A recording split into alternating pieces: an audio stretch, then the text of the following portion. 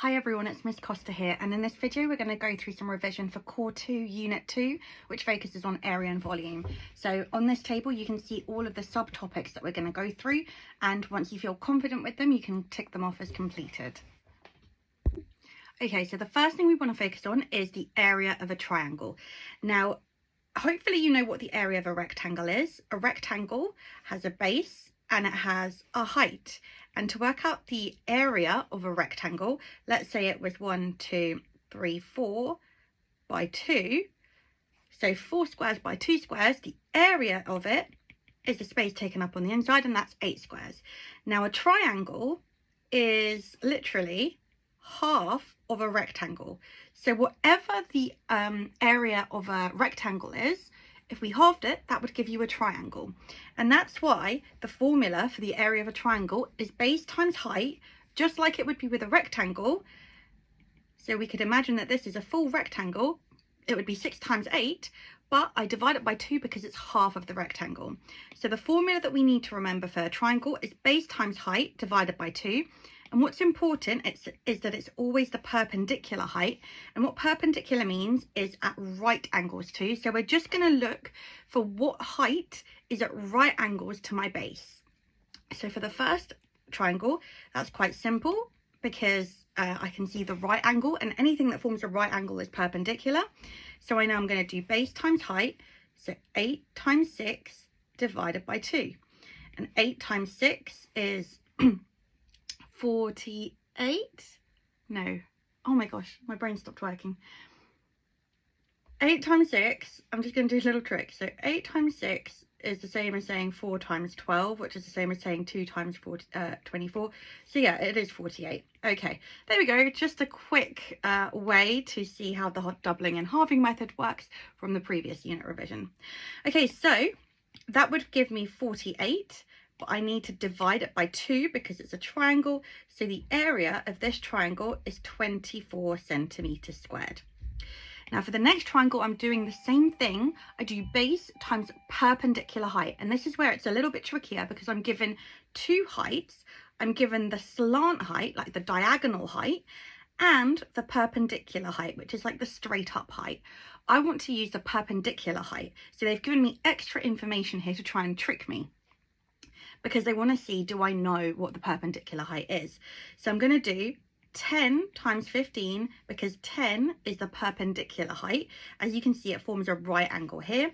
So I do 10 times 15 divided by 2, which is 150 divided by 2, which is 75 centimeters squared. And that's all I need to do to work out the area of a triangle. Now, the next thing is when I have a triangle and it makes a compound shape. Now a compound shape is just a shape that is made up of 2 smaller shapes, and there's no formula to work out a compound shape. I just have to work out the individual little shapes that it's made up of and add them together. So I'm told that this compound shape is made from a rectangle and a triangle, and I need to work out the total area of the shape. So I've got a rectangle, and actually that's the door, so I think I have to just pause this. Sadly, nothing exciting, just an electrician. Okay, so the compound shape is made from a rectangle and a triangle. So what I need to do is work out the area of the rectangle and then the area of the triangle separately. Now, I need to be very careful here to use the actual length of the base of the actual rectangle. So they've told me that all of this length here is 12 centimeters. And they've told me that this length here is 4 centimeters, but the rectangle is just made up of this length here. So I need to figure out what that missing length is first. So I know that something over here plus 4 centimeters is going to make 12 centimeters because these lines are parallel and they're going to equal the same amount. So 8 plus 4 gives me 12. So I know that the length of the rectangle is 8. I could have also done 12 take away 4 to find the missing length. I then know that this length here is 5 centimeters. So I know that the height of the rectangle is going to be 5. So what's the area for the formula for the area of a rectangle? It's base times by height. So I'm going to do 5 times by 8, which is 40 centimeters squared. So the area of the rectangle part is 40 centimeters squared. Now I need to work out the area of the triangle. So remember, I'm looking for the base. So this would be the base, okay? And then the perpendicular height. So something that is at right angles to it. And hopefully you can see if I continue this line and this line, that forms a right angle. So it's this 4 centimeters that is the perpendicular height that I'm looking for. So I've got base times by height divided by 2 for the triangle. So 5 times by 4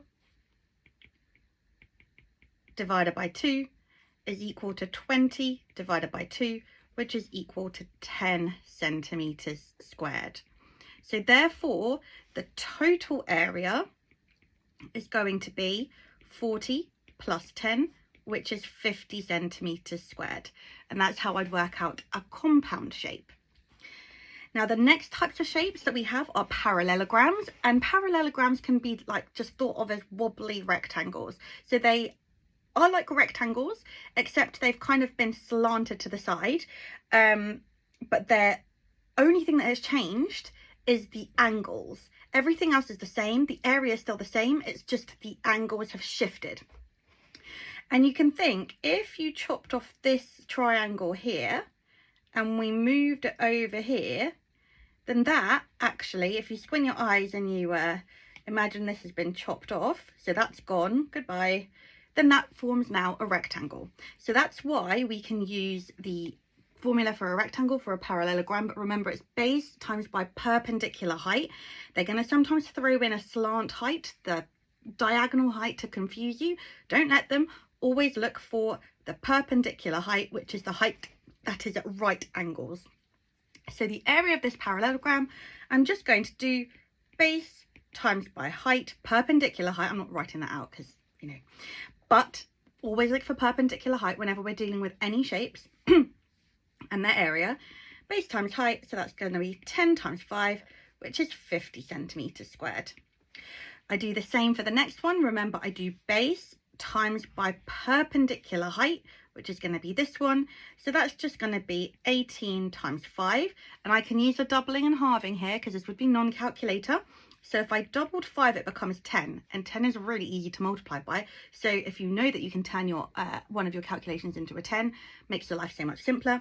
So I'm going to have the 18, which becomes 9, and 9 times 10 is 90 centimeters squared. So that's how I deal with parallelograms. Now, the next shape is slightly trickier. To work out the area of a trapezium, there's a rule that we have to follow, a formula that we have to use, and there's quite a few ways that we can write this formula, so you should find the way that works best for you, that makes the most sense in your head. You don't have to use the rule that you've been given. You can use any of the rules so long as it's the actual rule of the trapezium, because there's lots of ways to rearrange the formula. But let's have a look at what's happening, and let's just imagine we have this trapezium here, and what I do is I call the parallel sides A and B, and the parallel sides are the lines that never meet. Okay, so parallel lines are lines that never meet. You can think of them as like train tracks on a really long road. I know eventually they'll curve and whatever, but cut off a part of that section, and if you continued those lines, they would never meet. Okay, so they're always going in parallel to each other, and sadly they're never going to meet. So they're the ones that look like train tracks. As you can see, these lines, if I continued them, they would eventually meet and cross, so they are not parallel. So you look for the two parallel lines and you call them A and B. And then we call the height H for height. And that's all we need to see how the area of a trapezium works. Now what I'm going to do is just split this trapezium in half. I'm going to shade this bit in, and then I'm going to flip it over, turn it so it's on the other side. So flip it over so it comes here. Hopefully you can visualize that. I've like just rotated it 180 degrees and put it on the edge of this base. So because I flipped it, this length now is A, and I can get rid of this bit. So what I now have is a really long parallelogram, and I know that the area of a parallelogram is base times by height. So what is the length of my base? Well, I've got B here and A. So whatever those lengths are, I do A plus B to find the total length, because this length is B long and this length would be A long. So A plus B, whatever those lengths are, I add them together, and I'm going to have to times it by the height. But because I chopped my trapezium in two, the height is now half of the height. So I can write that as h over 2, or I could write it as a half of the height, or I could write it as times by the height and divide everything by 2. You choose which formula works best for you, but hopefully that visualization helps. So the formula is A plus B, add the two parallel sides together and times it by half of the height. I think we'll go for this one. So add the two parallel sides together and times it by half of the height. So the drilling is distracting me. Okay, so add the two parallel sides together. So in this trapezium, the parallel sides are 5 and 7. That would be my A and that would be my B. So I'm going to do 5 plus 7 times by the height, which is 4, divided by 2. So let's simplify that. 5 plus 7 is 12, and 4 divided by 2 is 2. So 12 times 2 is 24 centimeters squared, and that is the area of this trapezium. I'm going to do the same for the next one. A and B are these two because they're the parallel sides. So I'm going to do 3.5 plus 5.5 times by half of the height. Now remember, it's always the perpendicular height, so I'm going to be looking for a right angle. So it's going to be this height here. They're always going to try and trick you with the diagonal height. We don't use that. So I'm going to times it by 5 divided by 2. So 3.5 plus 5.5, 3 plus 5 is 8. So that would become 9 times by 5 divided by 2 is 2.5. And here I can use the doubling and halving method again. I can double 2.5 to make it 5.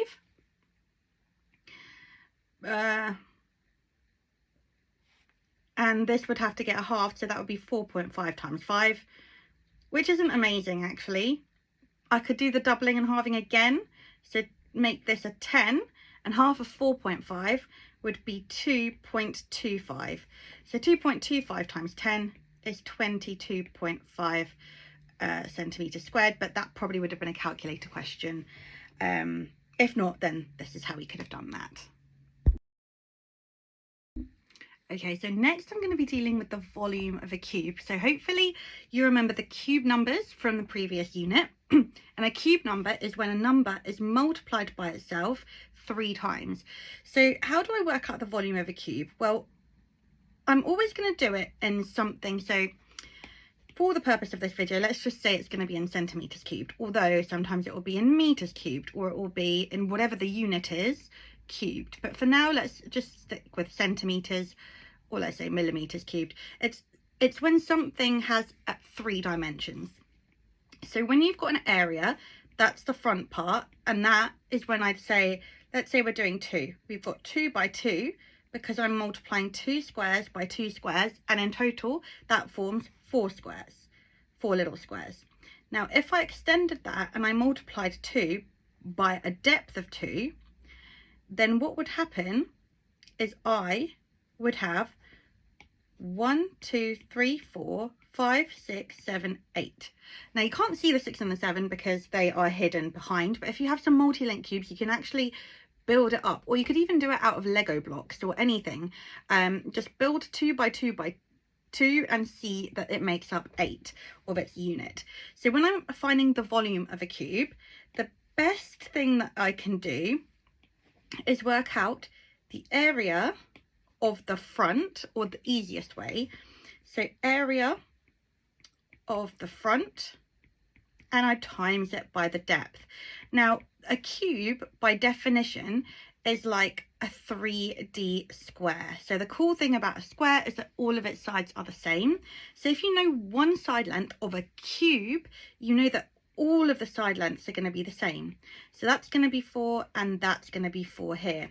So when you've got a cube, all you literally need to do is multiply the number by itself 3 times, or we could have done area of the front, so 4 times 4, which is 16, and then times it by 4 again. It's both are the same method, it's just 2 different ways of doing it. So one is visually working out the area of the face and multiplying it by 4. The other is just recognizing it's a cube, so you're going to do 4 times 4 times 4, which is 4 cubed, and hopefully you remember your cube numbers, so that would be 64. 4 times 4 is 16, and then times it by 4. Remember, if you didn't know how to do 16 times 4, perhaps we could have done the doubling and halving method.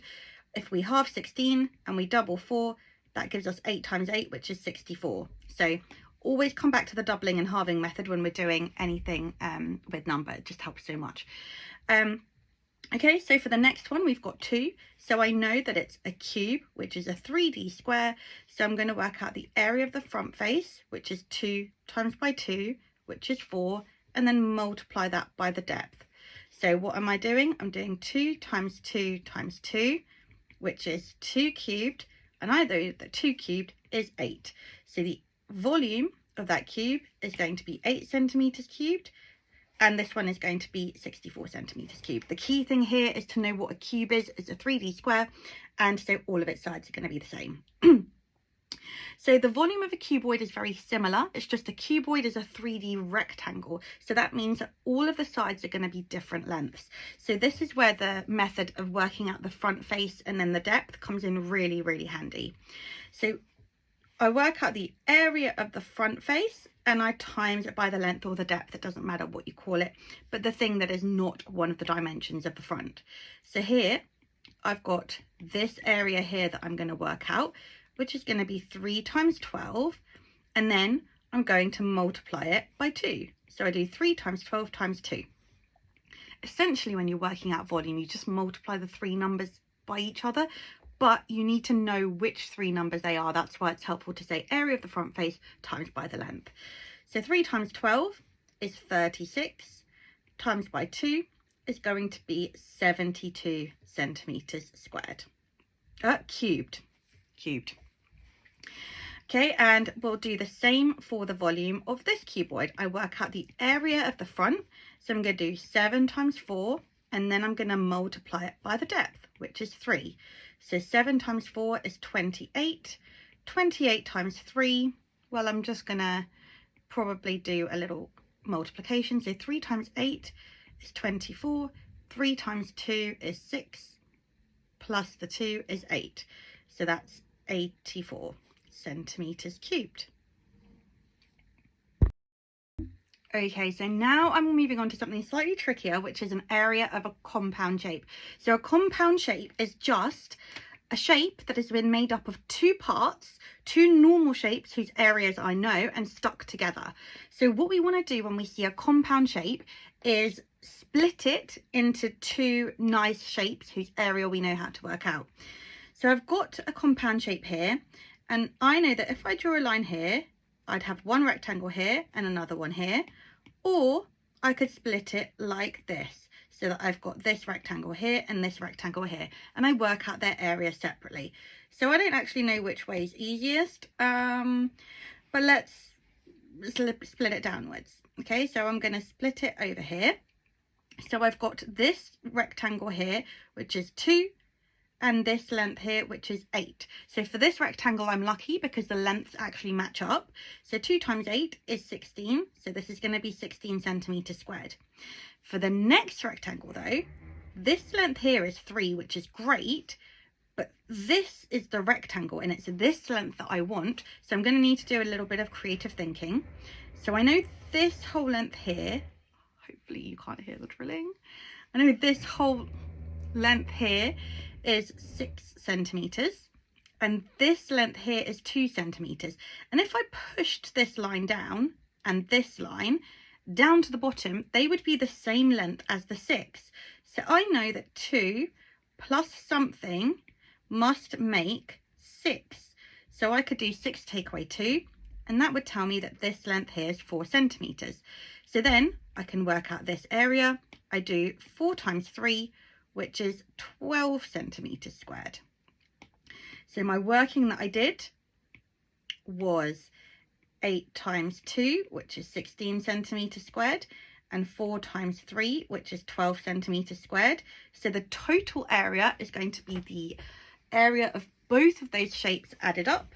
So 16 plus 12 is 28 centimetres squared.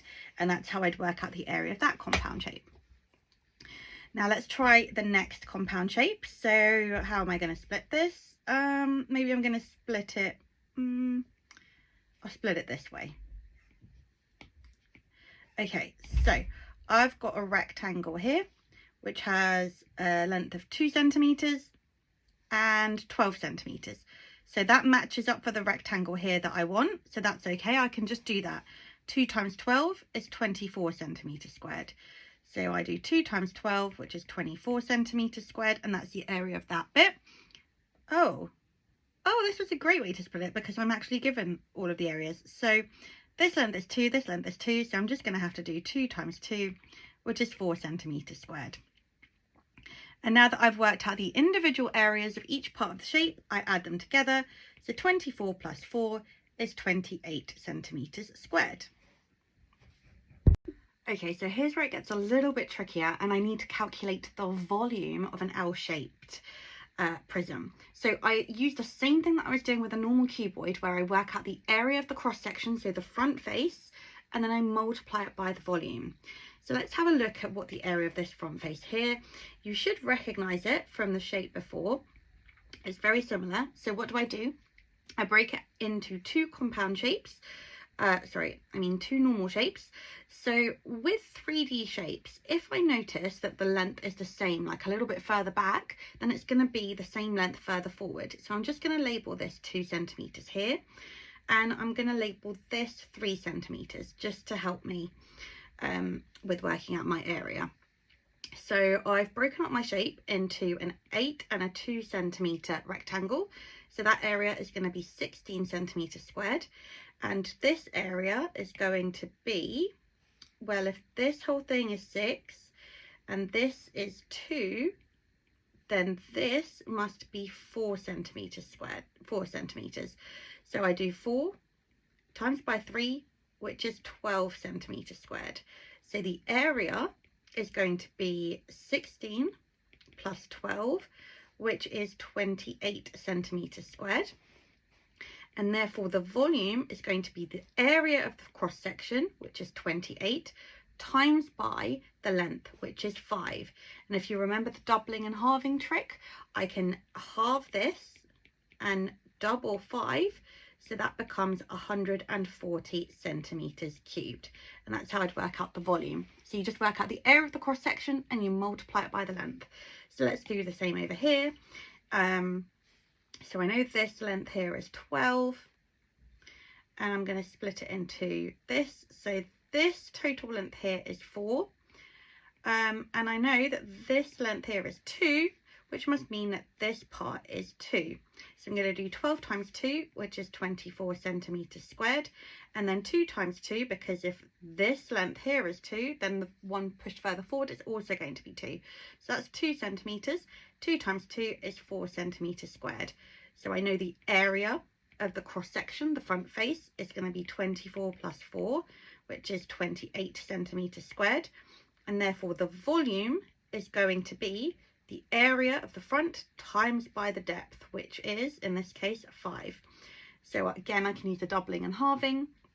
I halve 14 and I double 5, so that becomes 140 centimeters cubed. And volume, because it's 3 dimensions, it's always going to be something cubed. So next I need to draw and sketch a net. So a net is, I'm trying to think if I have any boxes. Like if you have a cardboard box, you're going to open it up, think about all of the sides that that box has. So I need to sketch a net for these 3D solids, and a good way to do it is think about how many faces there are. So over here I've got the front face, And then I'm going to have the back face over here. Maybe let's do it in a different colour. Can you see that bit there? It's at the very back. They're going to be identical. So I've got my front face and back face that are going to be identical. So front and back.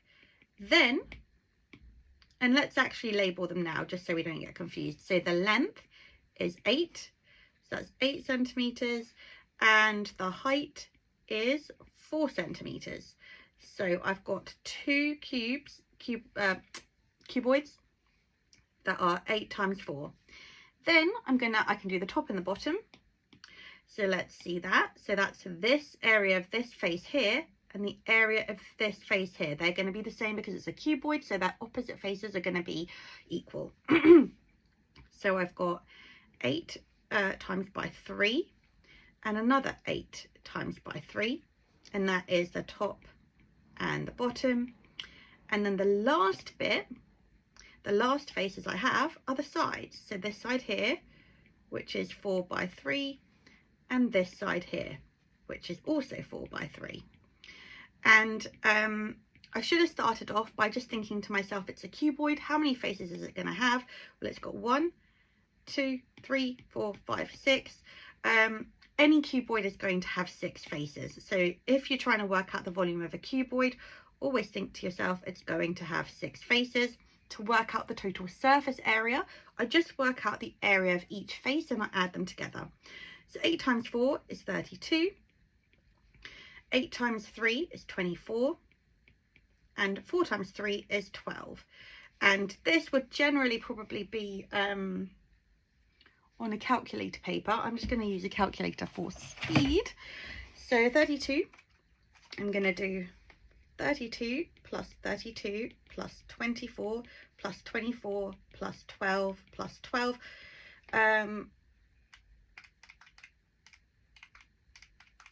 Which gives me 136 centimeters squared, and it's an area. So volume is in centimeters cubed because it's being pushed out, is the total amount of space that is taken up inside the whole shape, where surface area is just the area of all of the faces. Imagine you're dipping that box into chocolate and all of the bits that are going to get covered by chocolate, the outside bits, that's the area that you're trying to work out.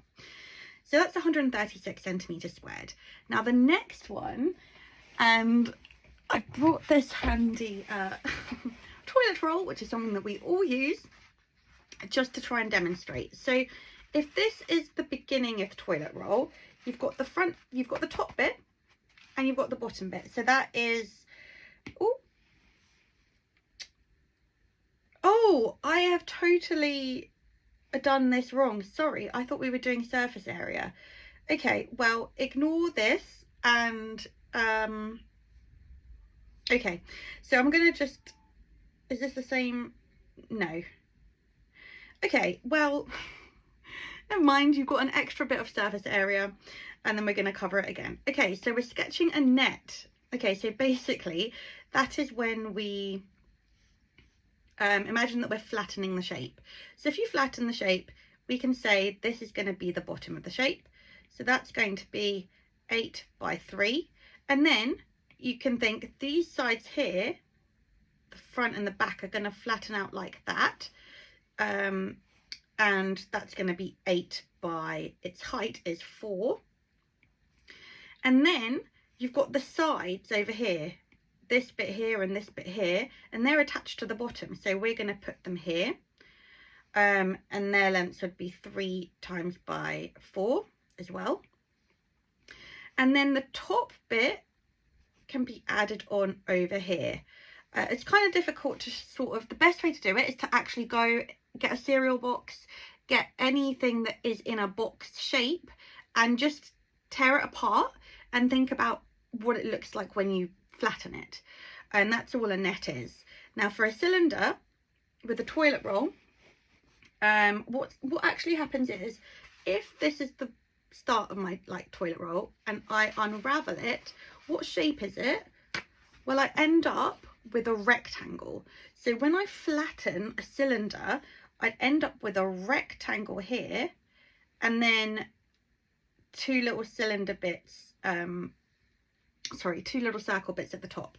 So I've got a height of 7 that I would label, and then the 2 is just going to be the little the diameter of the circle, so maybe I'd label it like that. Okay, but this is an uncommon thing to come up. I'm just showing you just so that you have all of the information. Okay, then we've got the base of this triangular prism, so that is a rectangle 2 by 12, and then think about what's going to be attached to it. So this side here is going to be a rectangle, and this side here is going to be a rectangle, and they come up. So if you ever have a Toblerone, then you can actually use that and flatten it. So they're going to be there, and then we've got these little bits, this front bit here and the back bit here, that are attached to the bottom. So we're going to draw it like that. So when we're drawing our nets, just always start from the base, the like bottom face, and then think what sides are attached to it and draw them on the other side. Okay, so now we're back to surface area. So the thing that I just explained to you, we're doing again. So to work out the surface area, we think about all of the faces. So I know that a cuboid has 6 faces. It's got front and back, side and side, and then top and bottom. So let's have a look at what's happening. So we've got the base. Let's do top and bottom first. So that would be 5 times by 2, and I'm gonna, a shortcut, I know there's 2 of them, so I'm just gonna put a times 2. The sides are gonna be this bit here and this bit here, so that's a length of 2 over here, times by 3, because the height is 3. So 2 and 3, and times that by 2. Maybe I'll write the times 2 at the bottom so it doesn't confuse you. And then I've got the bottom, the front and the back. So I've got the front side, which is 3 times 5, and the back is going to be the same. Okay, so really for a cuboid, a shortcut is you only need 3 of the faces because you know they're all going to double up. But if this is the first time you're like revising this again and it's still confusing to you, just say to yourself, a cuboid is going to have 6 faces, and then draw them out, and then work out the individual areas and add them together. So 5 times 3 is 15, 2 times 3 is 6, 5 times 2 is 10. So I'm going to have to do 15 times 2, which is 30 centimeters squared, 6 times 2, which is 12 centimeters squared, and 10 times 2, which is 20 centimeters squared.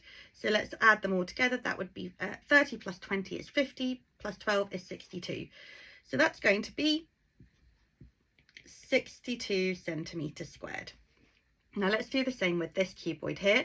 So I've got the front and the back. So I'm going to just say that's going to be 3 times by 7, and I'm going to times that by 2. I've got the top and the bottom, so that's going to be this little bit here. So that's a side length of 3 and 2. So 3 times 2, and then there's 2 of them. And then I've got this side here, which is 7 and 2, and I'm going to times that by 2. So 3 times 7 is 21, times by 2 is 42 centimeters squared, plus 2 times 3 is 6, 6 times 2 is 12, so that's going to be 12 centimeters squared. 7 times 2 is 14, and 14 times 2 is 28 centimeters squared. So I add them all together. I can do this bit by bit. So 42 plus 12 is 4. 4 plus 1 is 5, so that's 54. And then I'm going to do 54. So the sum of this plus 28. 8 plus 4 is 12. And then 5 plus 2 is 7, plus 1 is 8. So that's going to be 82 centimeters squared. I've just done it just in case it's non-calculator, but if you do have a calculator, obviously feel free to use that. Okay, next we've got surface area problem solving. So this is kind of real life stuff that happens all the time. We're always thinking about surface area whenever we're dealing with painting or covering any kind of surface. So Leonis wants to paint the outside walls and door of his garden shed. So over here we can see that these are windows, so they're not going to be involved. The roof is not going to be involved. We're just looking at the walls and the door. So basically we want all of this area, and we're going to have to think about how many faces there are. So normally we know that a cuboid has 6 faces, but I'm not going to paint the roof, and I don't need to paint the bottom because the grass is going to be there. So I only need to paint the walls. So with the walls, I've got the front and the back wall. So I know I'm going to have, let's look at the measurements. So we've got 3 meters here, and then the height is 2 meters. And I'm going to times that by 2. So 3 times 2 is 6 meters squared. So that's 12 meters squared for the front and the back. And then I've got the side and the other side. So with a 3D shape, you don't necessarily see the transparent sides like you did in the earlier shapes. So we just have to think about and try and visualize it in our minds. So we've got the sides, which are 2 times 1.8, and I've got 2 of them. Now remember, 2 times 1.8. What do we do when we're multiplying decimals? I can't remember if we've covered this yet in this. Okay, so 1.8 times by 2.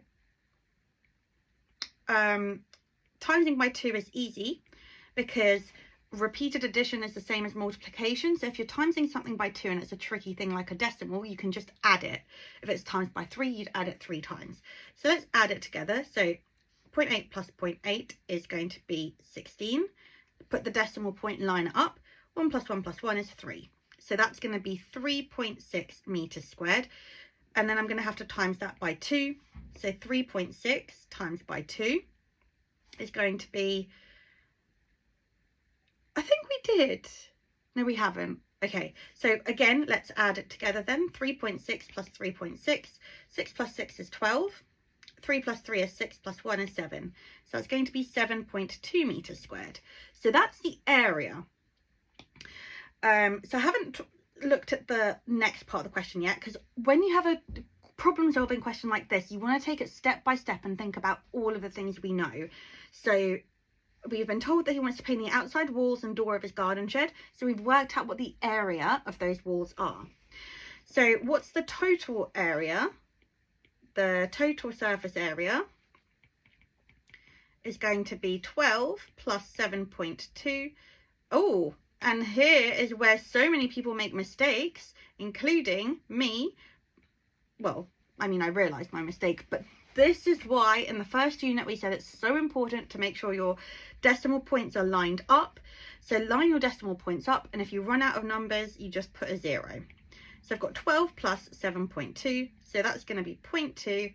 2 plus 7 is 9, and that's going to be 19.2. So that's an area of 19.2 meters squared. Now it says a can of paint costs £5 and can cover an area of 2 meters squared. So we've got a can of paint, and we know that that can cover 2 meters squared, and it costs £5. So I want to think, okay, I need to paint 19.2 meters squared. But if I did 19.2 divided by 2, that's going to give me a decimal, and you can't buy a decimal amount of a can of paint. You just have to buy that can of paint. So what I'm going to do is think, okay, so 1 can is going to cover 2 meters squared. 2 cans is going to cover 4 meters squared. 3 cans is going to cover 6 meters squared, and so forth. So you can either keep counting up, so you know 4 cans is going to cover 8, and hopefully you can see that we're just doubling. So 5 cans is just going to be 10 meters squared. 6 cans is going to be 12 meters squared, and so forth. Now, just to speed this up a bit, I know that 8 times 2 is 16. I know that 9 times 2 is 18, and I know that 10 times 2 is 20. So I know that I'm going to need at least 10 cans, because if I bought 9 cans, that's going to cover 18 meters squared, but that's not enough because I need to cover 19.2 meters squared. So therefore I need to buy another can, and 10 cans is going to cover 20 meters squared, or have enough paint to cover 20 meters squared. So I'm going to have a little bit of paint left over, but that's fine. You can't buy only 9 cans because then you will have painted most of it, and there's going to be this patch that remains unpainted, so that would just look a little bit odd. So we always have to make sure that we're buying enough to cover the total area. So I know that I need to buy 10 cans, and if I need to buy 10 cans, I'm asked how much will it cost for him to paint his garden shed. So I know that 1 can is £5. So if I need 10 cans, I'm going to have to do, what do I do to get from 1 to 10? I multiply by 10, so I'm going to have to multiply 5 by 10 as well. So 10 cans is going to be £50. And that's how we do area. Okay, now moving on to metric conversions. So this is, there's so many metric conversions that we can, but we're just going to focus on these key ones first. So first, we're going to focus on 1 centimetre is equal to 10 millimetres. So what I would really encourage you to do is, whenever you're having to do a conversion, write out the actual thing that you know. So you know that 1 centimetre is 10 millimetres. Then you can do the arrow method to help you.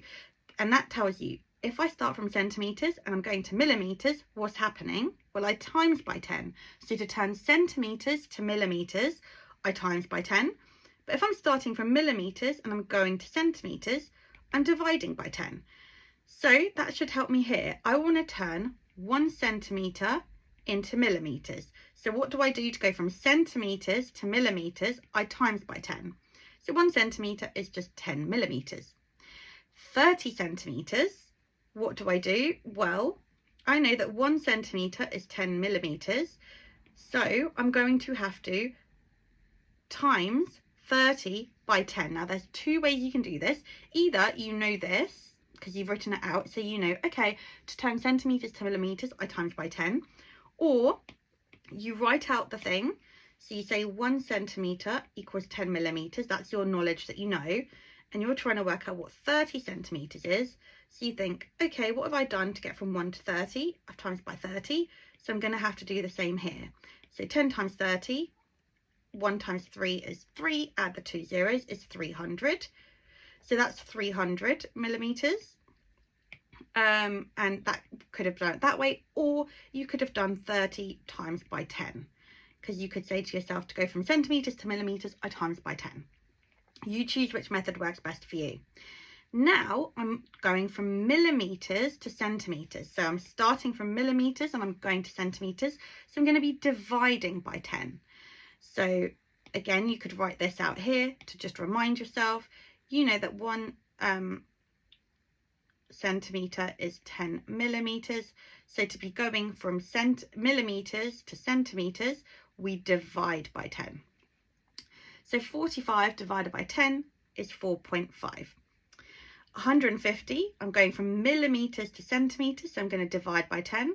So that's going to be 15. The next bit that we need to know is that 1 centimetre is, 1 metre is 100 centimetres. So I do the same thing. To go from metres to centimetres, I times by 100. So I can just write that here. 3 metres times by 100 is going to give me the centimetres. So 3 metres is going to be 300 centimetres. Same, I've got metres to centimetres. So what do? I times by 100. So 12 times by 100 is going to be 1,200. Now for the next question, I'm going from centimetres to metres. So I'm going to have to think, okay, centimetres to metres, this is where I divide by 100, because 100 divided by 100 is 1. So I'm dividing by 100. So 120 divided by 10 would be 12. Divide by 10 again would be 1.2. 1,500 divided by 100, divide by 10, chop off a 0, divide by 10 again, that would be 15. Okay, the next thing I need to know is my kilometres to metres. So I know that 1 kilometre is 1,000 metres. So to go from kilometres to metres, I multiply by 1,000. And from metres to kilometres, I divide by 1,000. So I'm going from kilometres to metres, so I'm going to be timesing by 1,000. So that's going to be 4,000 metres. 1.8 times by 1,000 is going to be 180. No, it's not. It's going to be 1,800. Then we've got meters to kilometers. So what do I do to go from meters to kilometers? I divide by 1,000, and dividing by 1,000 is tricky. So what we can do is we can dividing by 1,000 is the same as if I divide by 10 and then I divide by 10 again and then I divide by 10 again. So I could do it bit by bit. Divide by 10 would mean that I chop off the 0, divide by 10 again, and then divide by 10 again is where I start putting in the decimal point. So that would be 1.4 kilometers. 130 divided by 1,000, this one is even trickier. So divide by 10, I chop off the 0. Divide by 10 again, I put a decimal point there again. But divide by 10 again, and I'm going to have to put the decimal point here. So it's going to be 0.13 kilometers. The next bit is litres to milliliters. So 1 litre is equal to 1,000 milliliters. And all of these metric conversions I've written at the bottom because we need to know them off by heart. So to go from litres to milliliters, I times by 1,000. So here I'm going to do the same thing. So that's going to be 5,000 milliliters. Here I'm going from litres to milliliters.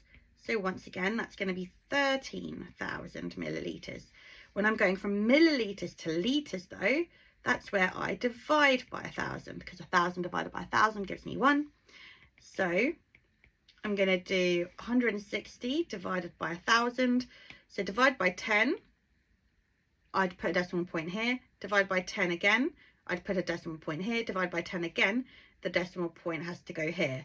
So 160 divided by 10 would be 16. Divided by 10 again would be, if the decimal point is here, 1.6. So divided by the final 10 would be 0.16. So you can do it that way as well. So that'd be 0.16 litres. Then finally, I've got 1,700 milliliters. So divide by 10, 170. So I just realised that we can do it this way too, just to visually see it. Divide by 10 again would be 17, and divide by 10 again would be 1.7. When we're dividing by 10, we move everything one place value over to the right. So that would be 1.7 litres. And now we've got the final question for this unit. So we're trying to work out the area of each rectangle. And this is where they really like to see if you're paying attention. Because in order to work out the area, you need to make sure that your units for each side are the same and that they're consistent. So either they need to be in centimetres or millimetres. As long as they're the same, it doesn't matter. So here this is centimetres and here this is millimetres. So I know I'm going to need to convert one of them. I think I'm going to choose to convert 40 millimetres into centimetres. So I know that 10 millimetres is equal to 1 centimetre. So what do I do to go from millimetres to centimetres? I divide by 10. So I'm going to have to do 40 divided by 10, which is 4 centimetres. So I can cross that out and write that as 4 centimetres. And now that I've done that, I can work out the area. 3 times 4 is 12 centimetres squared, because you need a consistent unit. So let's do the same over here. I've got metres and centimetres, so I know that 1 metre is 100 centimetres. So which do I want to choose? Let's turn up the metres into centimetres. So to turn metres into centimetres, what do? I multiply by 100. So I'm going to multiply 0.7 by 100. So 0.7 times 10 would be 7. So times by 100 would be 70 centimetres. So I'm going to have to do 70 times 80. 7 times 8 is 56. And then I add on the 2 zeros. So that's going to be 5,600 centimetres squared. And then for the last one, I have...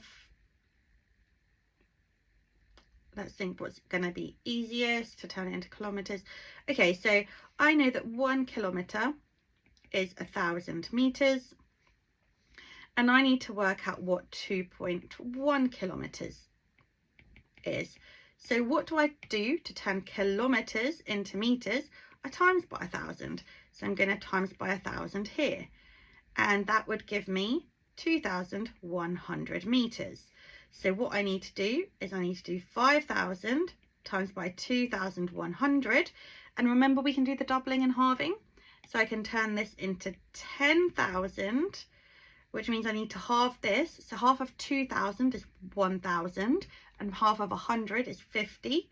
So that would be 1,050. And when I'm multiplying by 10,000, basically for each zero you have, you add on a zero. So 1,050 I write out. If I times it by 10, that would be, I add 1 0. If I times it by 100, I add on another 0. 1,000, I add on another 0. 10,000, I add on the final 0. So that would give me 10,500,000 meters squared. Or if I divided that by 1,000, we could have done it in kilometers. Maybe just to finish off, we'll do that. So I could have got, well, 5,000 meters is going to be 5 kilometers. So I would have done 5 times by 2.1, which is the same as 10 times by 1.05. Anything times by 10, you move it to the left. So that would be 10.5 kilometers squared.